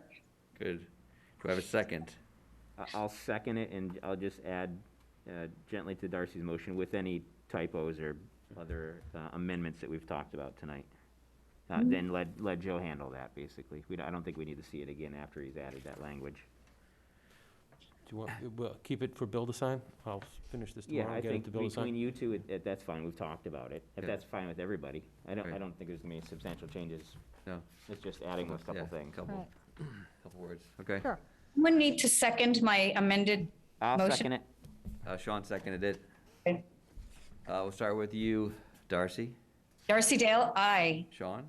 Sean Farrell, aye. Jamie? Jamie Knutson, aye. Rosemary?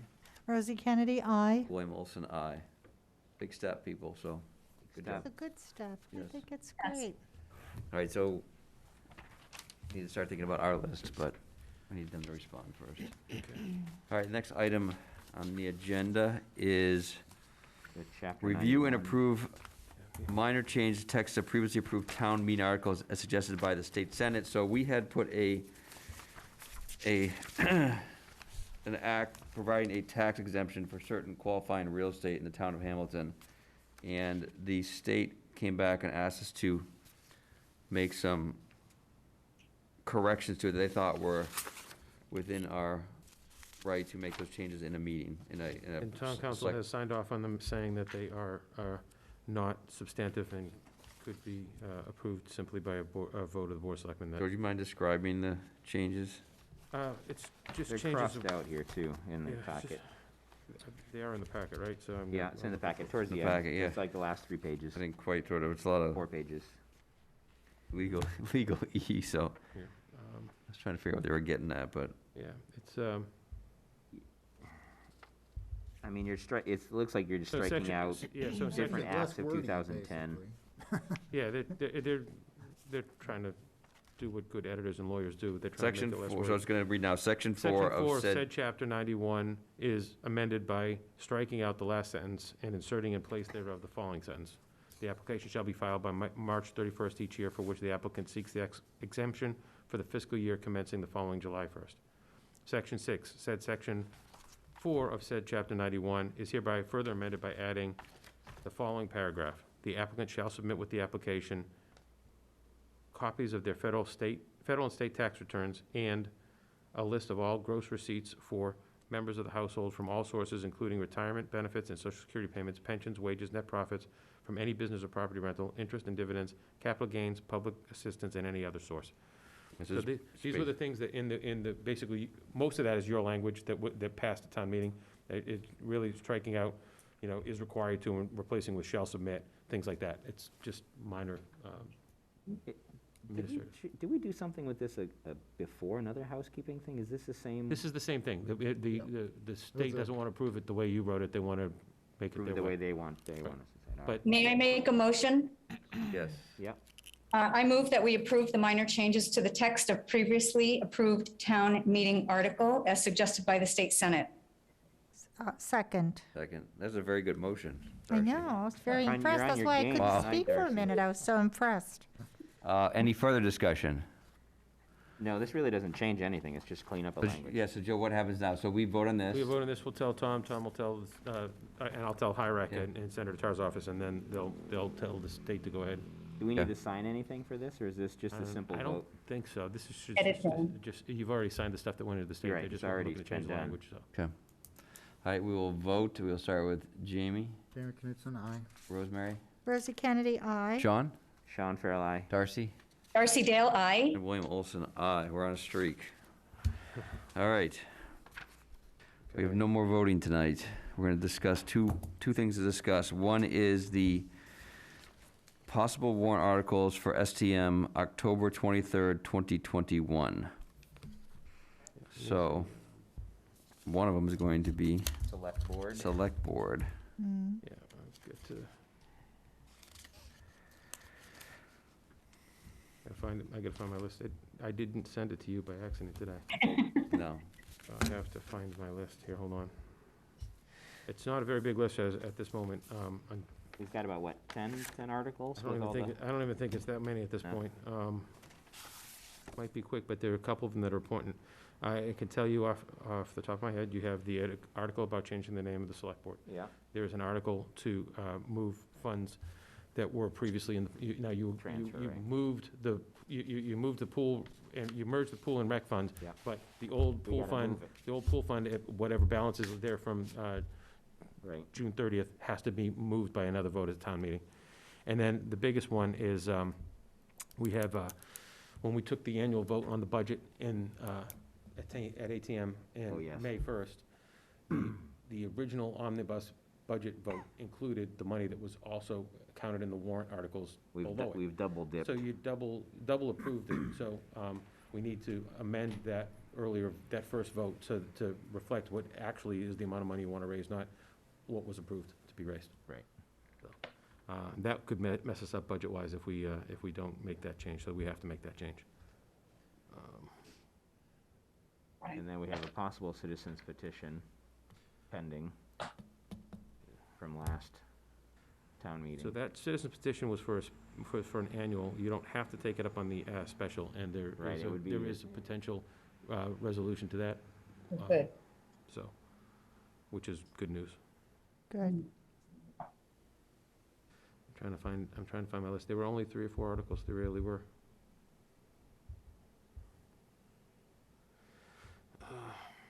No reconciliations? Nothing yet. We don't, as of right now, we amend the FY '22 budget appropriation, I said that, rename the Board of Selectmen, reappropriate the pool of revolving funds, any CPC funding requests if they come in.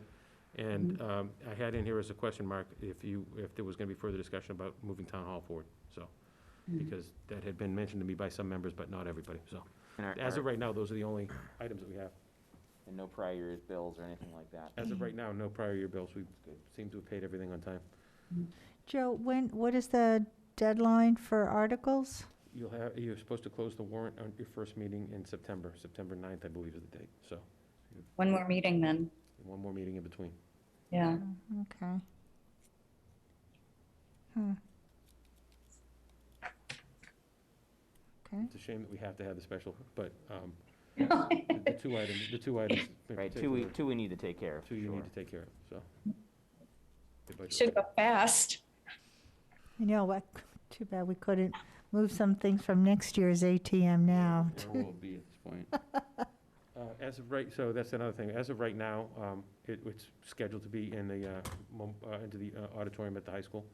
We're, based on the recent guidance we got about this room, I've got to query out to the chairman of the Board of Health that we want to start thinking in a different direction. I'm hoping to not have to rent a tent for 5 articles. I know, that's. Do we, do we still have CARES Act? Is that Yes. still going? Yes. Good. So- And I can spend it up until October, so. Have you been Up trained to on, October, okay. have you been trained on the clickers yet?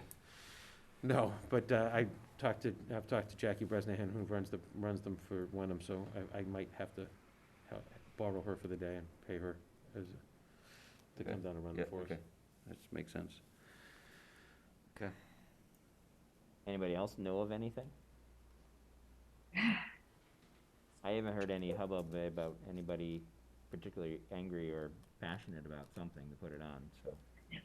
As far as. Well, I am passionate about town hall, but I realize that that's going to be a little bit of a process, and I don't think it's going to be ready, frankly. I don't think we're going to have all the ducks in a row, money-wise. Yeah. I mean, I think the only other thing, Darcy, was what Jay Butler was talking about tonight was a 3% increase in the CPC fund, Yeah. but I don't see that gaining. Yeah. You need 100 signatures on Need the 100. petition in order to initiate that, and I For- don't see for that fall, right. happening in the next, No. I don't see that happening in the next 29 days.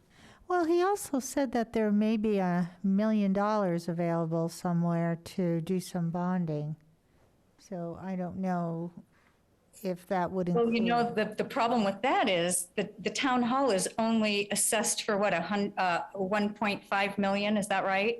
1.5 to If- 2 or something. Okay, so if they spend $500,000, or not $500,000, yeah, $500,000, that would hit the threshold. You Right. can't get anything done without doing it all. Right, There's Jay that and I- threshold.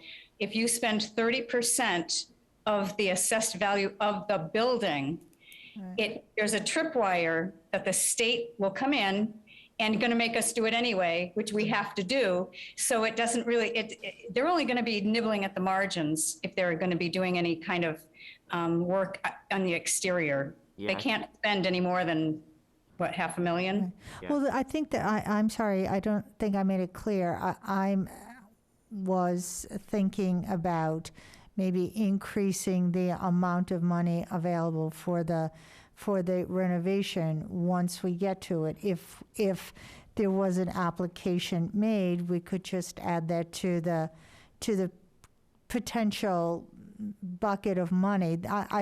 Maybe I misunderstood, but I Oh, thought he was. maybe I misunderstood you, sorry. But Well, I thought I had heard that they were going to start nibbling around at the edges on the exterior. Right. But they have to be very, very careful so Right. that they don't force that tripwire when we're not ready Right, to- right, Yeah. right. to make the leap.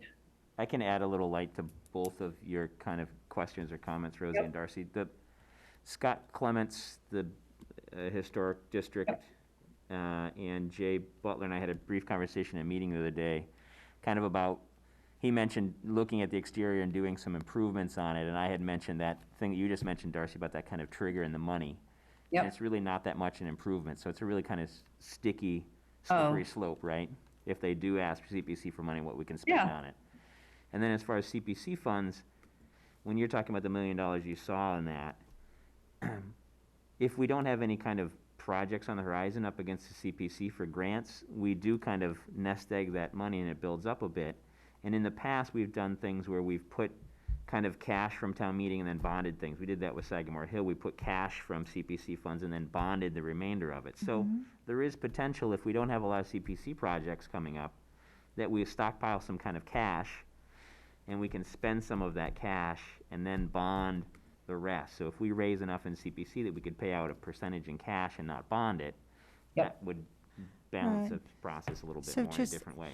Right, and I know Darcy and I had used different venues to think about some grant money from the, I think, I'm sorry, I can't remember the name of the entity where there's a capital grant potentially for $250,000. I mean, grant, it's a boatload of work. I'm certainly willing to do it. It would be contingent upon using the second floor renovated meeting room as a cultural center. So, which is what we had planned to do anyhow. And then Darcy had another grant that she Is that a was. Mass Cultural Council grant, or was it? I think it is. Yes. So it's I spoke with the director of that project, that program, and he offered to help look at the application and help us to make it, asking questions, help us to make it viable. So that certainly would help as well. Right, I think, And Joe, didn't you also say that there's the capital stabilization fund and the, oh gosh, I forget it. General There- stabilization, and general stabilization funds. Yeah. The town's been putting money in the general stabilization, capital stabilization funds for the last several years, consistent with your financial policies that the board and the town adopted several years ago. We have reached the minimum threshold in both of those, so we don't have to appropriate more money to those. You could also, they are there as rainy day accounts. Your policies don't recommend you take out more than a third at any time, but if you wanted to, you could put forward a motion to take some money from either or both of those to put towards the town hall project, just recognizing that you're gonna have to start putting money back into them again. Right. Ready so Yeah. you do it. Right. Which is But fine. that's part what of these the stabilization right. funds are for, Absolutely. actually. right. Absolutely. Things like this. No, I think that's a good point as well. You know, we gotta kind of think creatively, and I think, you know, some of the points that the opposition had about fundraising and different things like that, we should also take to heart and think about finding some more grants or doing some kind of a capital campaign as well. You know, like Do it all. most Do every kind everything. of, yeah, most every kind of place that does some kind of thing like this will, you know, buy a brick or do something like that, and you can put your name on it for a certain amount of money for donation, and, you know, maybe we start thinking creatively in that kind of vein as well. Yeah, I think we did sort of in a cursory manner consider something like that. Certainly is not out of the question to Yeah, think about. it's tough for town hall to do a capital, I mean, it's not impossible to do a capital campaign for town hall, but, you know, if we are kind of pitting it against capital campaigns for playgrounds and sports fields and stuff like that, more people are more apt to donate if they're sponsoring something like Institute for Savings. You know, they've spent a lot of money on kind of donating to schools for turf fields and other venue, things like that, but if you come to them with a town hall, they might be like, we'd rather put our name on the sports field than, can't really put a name on town hall and say sponsored by. That's so the Savings. unfortunate. I just, it's a matter of civic pride. I wish people in town had more. Yeah. Maybe they will if they pay attention and. Yeah, and maybe Darcy, you and Rosie keep kind of doing those open houses or something every once in a while to let people, you know, I thought those were great. That, you know, more people kind of came, and I think you had some crowds that people had no idea what condition the building was in and stuff like that, so it was very eye-opening for some people. Right, I agree, to continue doing that just as an To be informational continued. Yeah, to be continued. meeting, right. All right. You guys all right there? I hear a siren or something. It's telling us it's almost ready for you to make your motion, Darcy, in a little bit. Oh, well, we have a little bit of business to do Got a little before bit that, more though. business, but- Yeah, we have one more. So Joe, just walk us through what. So the draft IMA in front of you is just a draft, and it's out to the other three communities. So you'll remember back in the spring, we got good news that we had been approved for a regionalization Public Health Excellence Award grant for public health nurses and public health social workers for the 4 towns that include Hamilton, Wenham, Manchester, and Essex. Hamilton was the lead entity in the grant, and as a result, I've been doing most of the contact with the state to stay up on all of our requirements. One of the requirements is to have an intermunicipal agreement.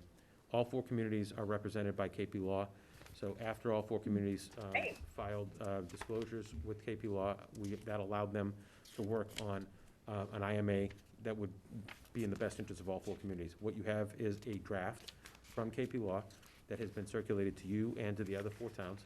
I've already started to receive some comment back from some of the other towns. I just wanted you to be aware of it, to review it, make any comments or edits or amendments that you would like to see us address. We do need to try to keep this within the, understanding that all 4 towns are gonna have comments, and we just need to make sure that it winds up agreeing, but, I don't need a What's vote the tonight. length of the grant? How long will it last? The grant is a 3-year grant, and it's $200,000 a year for 3 years to fund both those positions. There's no money that needs to be spent by the towns, and a part of the grant is designed to have somebody in the grant, most likely the full-time person, the public health nurse, the regional public health nurse, work on finding a sustainable way to keep the positions beyond the life of the grant. So That was my second question. What happens after 3 years? there's a So requirement for they the might be able to towns get more money The to goal is fund to- yeah, that. Exactly. The goal is to have this person identify other funding sources that would allow the positions to continue. Great. Or the grant could just be renewed after 3 years, It could right? potentially be renewed. A lot of times what happens with some of these grants is that the grants might change names and they might change focus slightly, but a lot of times, you know, they don't just go away. They're funded for a certain amount of time because that's the way the legislature funds them. But then a new legislature will come in and they'll see the value in it, but they'll just give it a different name and tweak something, and you'll have Yeah. to make some adjustments, but they Sure. usually find a way to keep it rolling. So Yeah, I didn't find and I know you something, sent this, but I didn't find a copy in the packet. It's not in the packet. it was a long I- document. It's in the Okay. I didn't- So we won't be voting on this until you have compiled all the all the various, various comments and Sounds- tried to make it agree, yes. which email was it in? I'm Is there, sorry. is there anything, I know, Joe, we're the lead person on this. Is there anything you. that you see as an issue with us being a lead person? I'm gonna guess it's to our benefit. more money. Well, I mean, the biggest thing is that I need staff. Right, we need to I still find need staff, I right? need bodies, I need help, but beyond that, no, it's, you know, we're gonna work with the other 4 communities. The beauty of this kind of grant is that we'll hire somebody that will back up and support the existing structures in each of the 4 towns. So it'll be a public health nurse generalist that will Yeah. do maybe different things in each community, but help support where each of us has problems, but also help to bring a kind of a standard across the 4 towns, so that we're all kind of able to offer a base minimum level of public health nursing to our community. And I can't remember, I know with other IMAs for regionalization stuff we've done in the past, there's been negotiations, and I can't remember, I looked through it very briefly today, but are we always kind of the lead on it? Or within the group, sometimes there'll be, you do it for 2 years, you do it for 2 years. I can't remember reading that into this, is that? Well, in this grant, we applied for the grant, and we had sought the other towns to join, so that's why we took the lead and why we are, and the grant was issued for the defined term. Right. If it comes to the point where we find alternate source of funding, or we want to continue in some other way, shape, or form, towards the end of 3 years, we can always negotiate Negotiate. our being the lead. I'm totally okay with that. Joe, it could is- you, I'm sorry. Yeah, it was just a function of us being the awardee. Gotcha. Yeah. Joe, could you just review who the other towns are? Yes, Wenham. Yeah. And Manchester and Essex. Okay. So this, you know, just as backup for people to understand how we wound up with those 4 towns, we do enough with Wenham, and we share the school district, that we had initially sought, we had entered in a letter of interest to the state, to DPH, about this grant program, saying that it would be Hamilton and Wenham. And they got back to us and said, well, we like your idea, but we'd like you to expand it out. You're really not covering a very large area, and the population of your towns isn't really enough to make it that attractive for us. Can you find some other partners? So Yeah, we that also makes do some sense. work with Manchester and Yeah. Essex, so I called them, and their town administrator said, sure, we'll do that. So plus, great. another nice thing about that is Essex, Manchester, like us, has a 2-town shared regional school district. So so that we have similar challenges in how we interact with our school department and their public health needs, so. Right, and regionalization is not a new thing for them. Right. They share the schools. So adding those two towns made the grant very attractive to the state, and, and thus we got awarded, so. Right, and I think, all these different IMAs with these regionalizations, there's always the state, at least in my experience in the last almost 10 years now that I've been kind of involved, is that the state likes that kind of stuff usually. They're more willing to, like you said, give you a grant for kind of regionalizing something and cost effective and more efficient, so good for us. That was, I give a lot of credit to everybody that helped write the grant, including Jackie Bresnahan and Wenham. And I'll give her a little bit higher billing than Pat Shannon, because he left us high and dry. He got us the grant and then headed out the door to go work for the state. But Pat and Jackie, and then Aaron Kirchner and Essex all helped really contribute to pulling the grant And I'd say document kudos to you together. too, Joe, for putting this all together too. It's what you guys asked us to do, so Right. we're just trying to do it. That's good.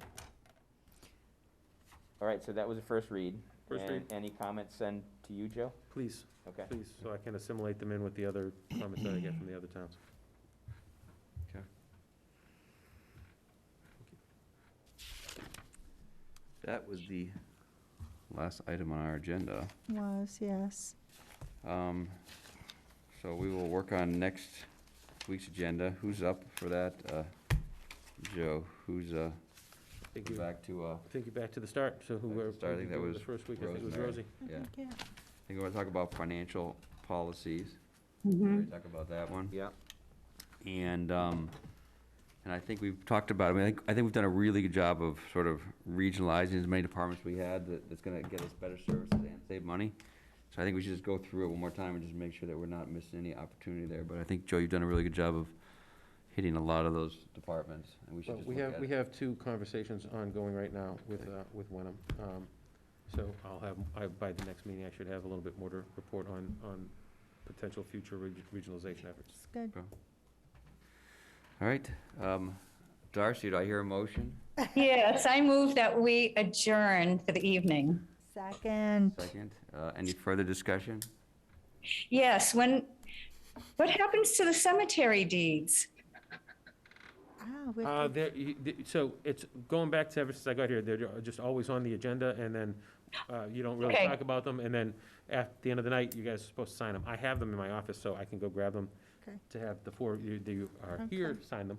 I forgot to bring them out. Thank you for reminding me of that, because tomorrow morning I had a big kick in myself. So we can get those signed. Good catch, Darcy. Thank you, Darcy. She's awake. Well, that's because two of them are mine. I'm planning ahead. And I'm not going anywhere. You weren't going to say Well, that. there's no hurry, there's no hurry. And get this, I get to All right. sign my own cemetery plots. It's not like you're in a hurry to use them, right? I mean, Yeah. Saving Yeah. $100. Hope you're not moving in tomorrow. Nope. okay. All right. I think we got a vote. I think we got a Rosie vote. seconded it. You need a vote, yep. A vote for, start with Darcy, Darcy Dale, aye. John, Sean Farrell, aye. Jamie, Jamie Keaton, aye. Rosie, Rosie Kennedy, aye. William Wilson. Aye, great meeting. I think we had a lot of good stuff tonight, so thank Good you. job, everybody. Thank you, everyone.